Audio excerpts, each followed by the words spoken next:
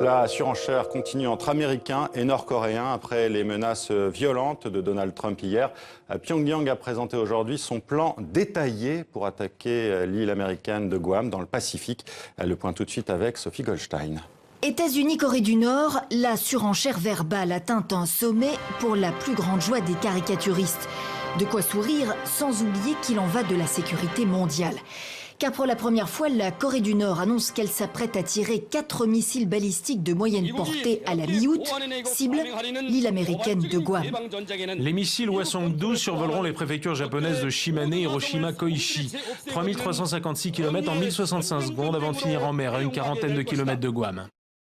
Les missiles amériraient donc dans les eaux territoriales américaines au large de la base de Guam, à moins qu'ils ne soient interceptés avant. Trump, on ne peut pas discuter avec ce gars. Il a perdu la raison, il ne comprend que la manière forte. C'est un général nord-coréen qui parle. Le président américain est la risée de Pyongyang après les propos qualifiés d'absurdes du jamais vu. La sortie tonitruante de Donald Trump mardi promettant l'enfer à Pyongyang en cas de nouvelles menaces aux États-Unis a été improvisée, rapporte le New York Times. Le langage du président Trump a jeté de l'huile sur le feu. Et c'est plutôt le genre de langage incendiaire qu'on avait l'habitude d'entendre de la part des Nord-Coréens. Or, la Corée du Nord est restée sourde aux injonctions du Conseil de sécurité de l'ONU qui la presse de mettre fin à sa quête de l'arme atomique. Et elle est plus avancée que prévu dans la miniaturisation de la technologie, si l'on en croit les renseignements américains. Une chose est sûre, si Tokyo et Séoul se disent prêts à faire face tout en misant sur la diplomatie, Pyongyang réclame depuis des lustres la fin des exercices militaires des États-Unis et de leurs alliés en mer de Corée, qu'elle considère comme une agression. Et toujours sur ce dossier, on retrouve Sonia Dridi en direct de Washington. Sonia, est-ce que l'on ressent une crainte aux États-Unis et a-t-on plus peur des réactions de Donald Trump ou du dirigeant nord-coréen ? Eh bien, le régime nord-coréen fait peur aux Américains sans aucun doute.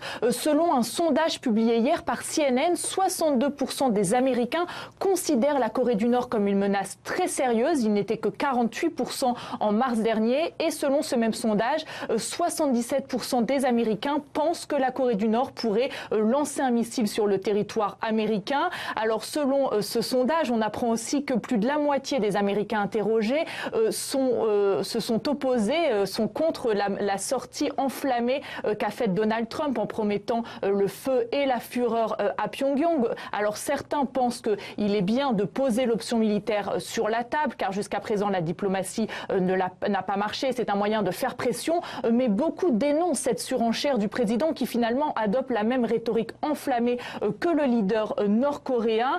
Une parlementaire démocrate s'est exprimée aujourd'hui sur CNN, elle était en colère, elle a dit on parle d'une potentielle guerre nucléaire et pour l'instant on la joue sur Twitter, ce n'est pas un jeu.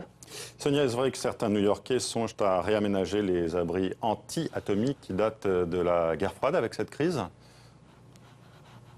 Alors, il est vrai que le souvenir de la crise des missiles avec Cuba est dans la tête de tous les Américains en ce moment. Et en effet, à l'époque, il y avait plus de 10 000 abris anti-atomiques à New York. Alors, certains parlent éventuellement justement de les remettre en service, mais beaucoup disent qu'aujourd'hui, eh bien, les recommandations ont évolué. On parle plutôt recommande plutôt aux habitants d'avoir un kit de survie, de la nourriture, des médicaments. Mais encore une fois, pour l'instant, on n'en est pas encore là. Il y a certes une inquiétude, mais la plupart des analystes américains s'accordent sur le fait que le risque d'une guerre nucléaire est encore assez faible, que pour l'instant on est plus dans de la provocation. Toutefois, on s'active en coulisses aux États-Unis puisque l'on a appris aujourd'hui par la chaîne NBC que selon des sources militaires, le Pentagone est en train d'envisager une frappe finalement américaine sur des sites, des bases nord-coréennes dans une zone désertique. Le Pentagone pourrait donc lancer une vingtaine de missiles depuis une base aérienne sur l'île de Guam justement, qui est menacée par la Corée.